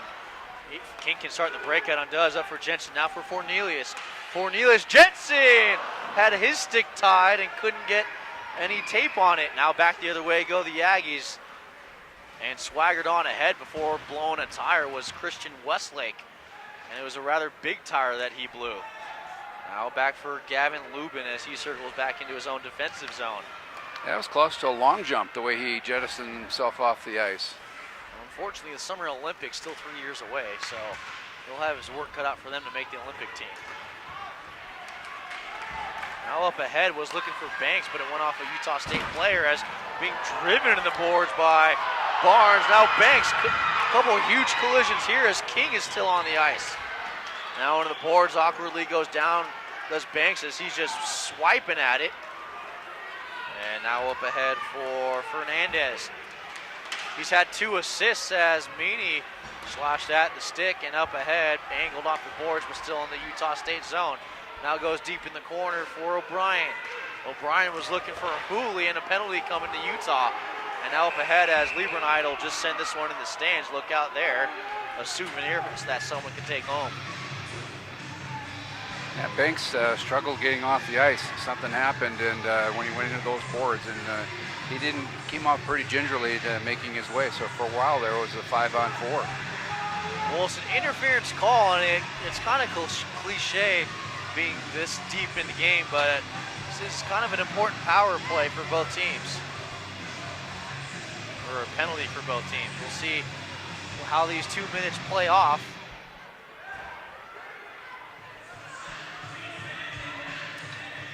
It's pretty even. It's been a even score. The Utes own the second period, and now tied it up again. So it's these teams, always like we talked about last couple days, very spirited among them. These guys know each other. Played against a lot of games against Utah. Utah State wins the face-off here in the corners. Now hops over Utah State stick.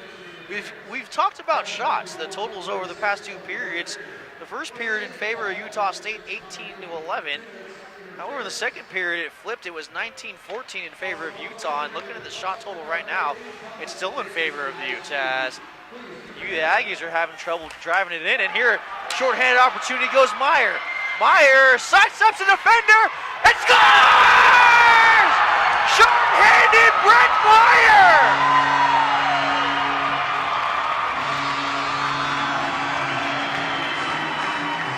He did what every shooter wants. He waited, made the goalie make his move, and once the goalie was down, took it over and sent it in on his backhand.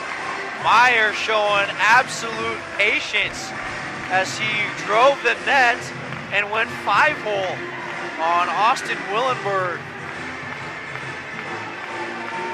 Short-handed goal, you've got to love that. Well, I'm sure Brett Hurst would have been happy just killing the penalty off, but any coach will be happy with a short-handed goal. Especially a goal that puts your team into the lead. That one's going to hurt if you're Utah State. 5 minutes left. Should be of note, we saw Alex King being taken into the dressing room during that last stoppage. Utah State still on the power play as Casper corrals it, and play is halted with 4:36 left in this third period.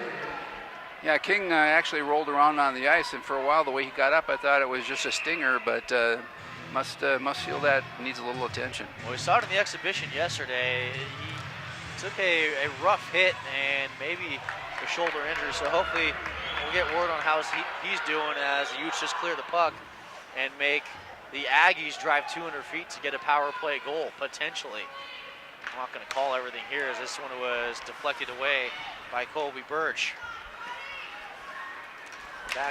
Colby is making his presence known as a freshman rookie on this team. He's earning the respect of his fellow players. Well, team president A.J. Bolden was very high on these young Utah players. Up ahead, Higgs goes wide, Oh, and making the save and also getting a piece of it on the rebound was the goalie Patrick Casper. Now shot in, blocked, scramble in front. Utah State still has it and gets in front. Higgs goes wide, in front, wide of the net. 19 left as this one gets deflected wide. What a bonanza. Another player injured. This time it's Barnes. And you have to respect the effort here from these Utah penalty killers. Cornelius on the ice. Lieberknight checks the clock, and he's going to ice this as he can. And the Utes are back to full strength as Meany gets out the box, and the Utes get a much-needed change at the end of this penalty kill. Shot up here as this one's now sent for Jensen. Jensen in the zone. Shoots as the screen goes in front. That was Lane Bridges who got in front and potentially screened the goalie, Austin Willenberg. And the intensity ramps up here at the Salt Lake City Sports Complex on the campus of the University of Utah. That was a beautiful snapshot by Jensen. A lot of velocity on that. And Cornelius with Bridges. Jensen does get the puck, and he's going to drive behind the net. Was looking for something behind. Now he just goes around and gets it deep where Cornelius is there with Austin Moser. Moser just guides it into the corner for Robert Duquet. Now gets it up and just sent right back in as the Utes will change up. Keep your players fresh along a penalty kill that you did run successfully and picked up what could be the game-winning goal. Now West up ahead, and the Utes have iced the puck. Yeah, that came off the heel of his stick. I think he wanted to just have it bounce off the board. But every once in a while, it's a game of just centimeters. 2:29 left, 5-4, in favor of the Utes. How about this for your home opener, huh? This is fabulous. I mean, it's a beautiful game. And I know they call soccer that too, but this is fun to watch. It's a Warriors game. You give a lad a weapon, you put him in armor, you see that little black disc sliding around on the ice, go do what you have to go get it. Just fabulous game. Some might call it archaic with the physicality in this game. Some might call it beautiful, depending on who you know in the game and how they're performing. And there's going to be a penalty here. Interference. That's a bad penalty if you're Utah State. Just bowling over the goalie. You don't touch those guys. That's just not how it works. Banks rubbed off here as now the penalty will be applied. It's going to be goalie interference and an easy call. 2 minutes here against the captain for the Utah State team, McJimsley. McJimsley was kind of glaring back at the crease area, kind of wondered, where did he come from? Just bowled him right over. It's almost as if he didn't know he was there. One of the things about hockey is as intense as it gets, and we are going to have a timeout to Utah State, one of the things we talk about sports as intense as this is, we have to remember that you got to play with your head on straight, on a swivel, but also thinking and awareness of what's going on around you. And we've seen goals that have been allowed because someone just lost tracking of the person that they were supposed to mark. Well, it's interesting because coaches, when you go back to these NHL players, you got Taves, you've got even when McDavid. I mean, they just see the ice, and I don't know how to explain it, but that's what coaches talk about. Players that can just see the ice. They see the whole sheet of ice, and they know where everybody is at all times, even the people behind them. And fortunately for the Utes right now, it ended up with them being on the power play for what potentially could be at least the next 2 minutes. So there's 2:05 left here in the third period. Now, it's not all guaranteed that Utah is going to be in the lead after this power play, as evident by the last penalty that was assessed. Those shorthanded goals, they are almost a dagger to the heart when it's this close of a game. And just keep it in the zone, puck possession, take your shots, and make sure that they're quality shots at this point. You don't want that puck coming out. Well, tell the tension here is pretty palpable among most fans, although it is the Utah fans right now that the joy is here. And look out here, a souvenir. I'm surprised no one wanted that one. It is interesting. Haven't ever noticed this before, but they pull the pucks out of a bucket. Most clubs have a frozen puck, and the goalies don't like a bouncing puck, and you should pre-freeze those pucks. Well, they do keep ice in the buckets down there, so it's not quite frozen, but it is cold.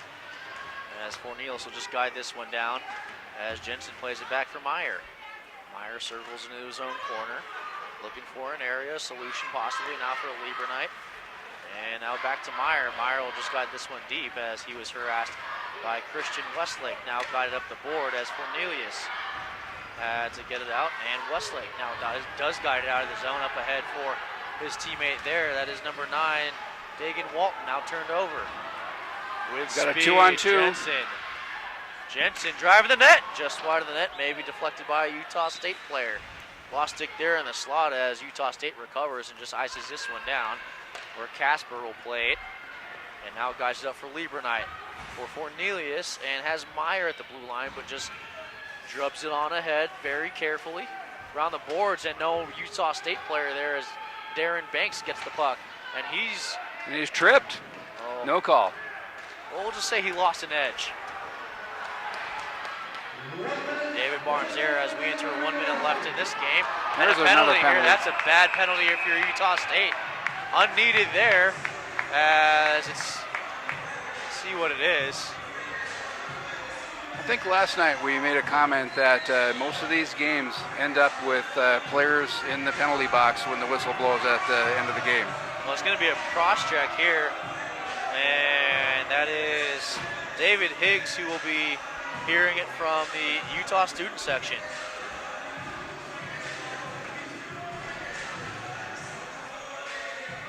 I'm not sure why they're not calling a timeout at this place. Did they use their timeout already? Yeah, That's Utah right, State they did use their timeout. They Yep. did use their timeout. Yeah. So one timeout per game if you're new to the sport, and looks like Utah was trying to play with 7 guys on the ice, which kind of illegal.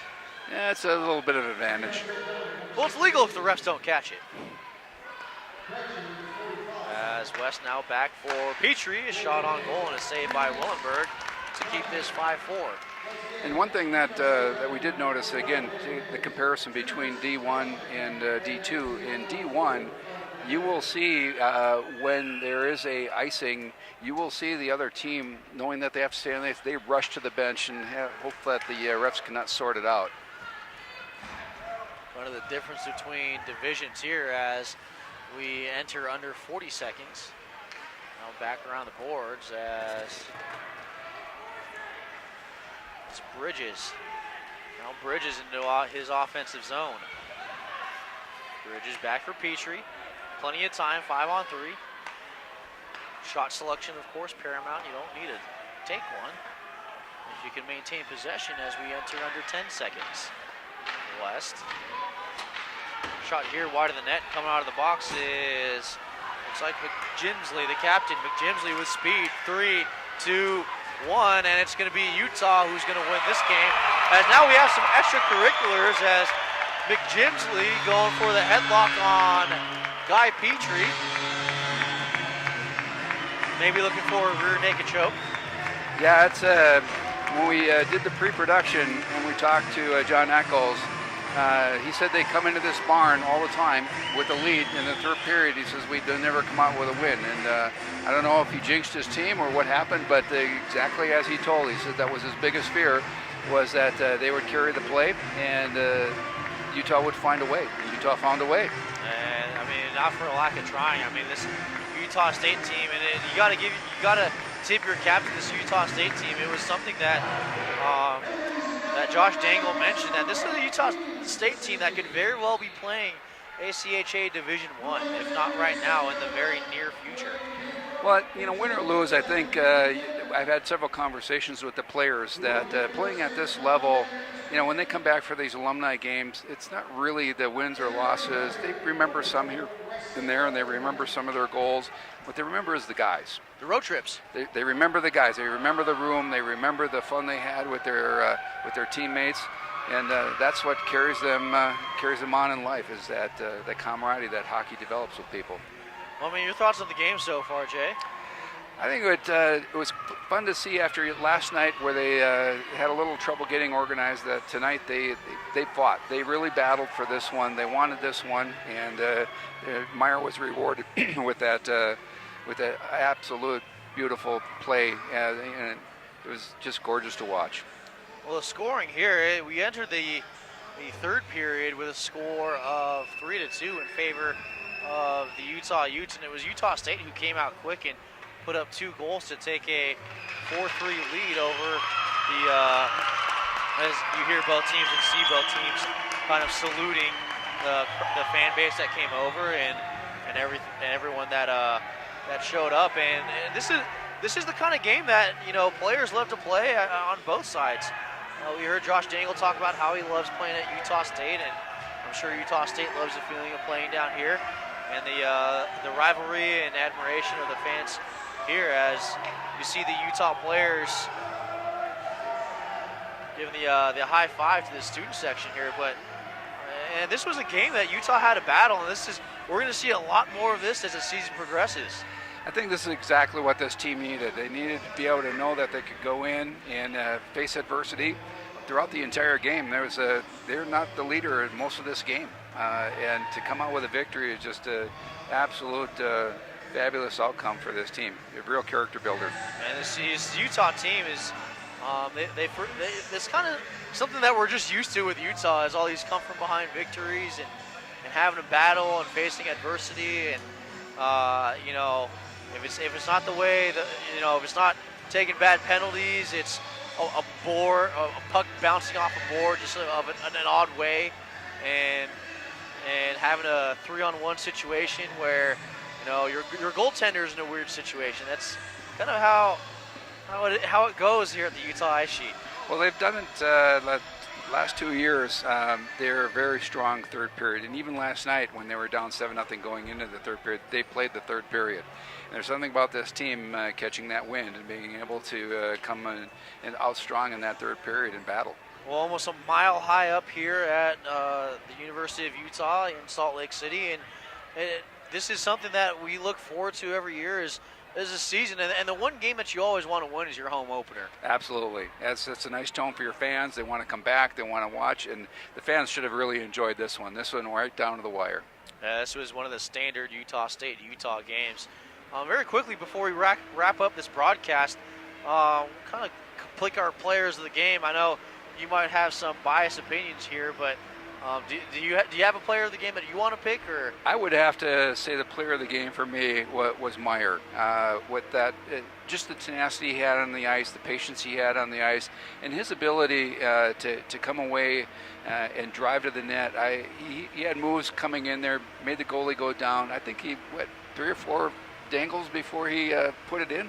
Beautiful. Yeah, that's a solid pick. I like it. Well, I think with me, we go with a captain of this team because, I mean, he battled. We saw what happened last night in the exhibition. He kind of went out with a shoulder injury, and he was a game time decision coming into this game. We weren't even sure if the captain of this team was going to play, and not only does he play, but he ends up putting a goal on the board. It was a gorgeous goal to the bottom of the circle. Just squeeze it between the goalie and the goalpost. Just he had a shot. He picked his shot and went in. Beautiful. So I'm gonna go with the captain for my pick. I can't disagree. Well, we don't have a third headset, so Josh is kind of left out in the blue right now unless he wants to make his pick. So right now it's Brett Meyer who's off the board and Alex King who's off the board. For player of the game? For player of the game. I'm going to go Connor Meany. Connor Meany. Yeah, played solid both ends, worked hard, and had that nice goal at the end there to go game winner, right? Yeah. Meany did. Yeah, solid pick. Okay, so we got the player who got the game tying goal, and then we're going game winning goal. Yeah. Okay, I like the guy who set everyone up and who showed grit. Yeah, You know, I'll make the tough call. I'm a big finish guy. I like to finish when I played. So We've all seen that.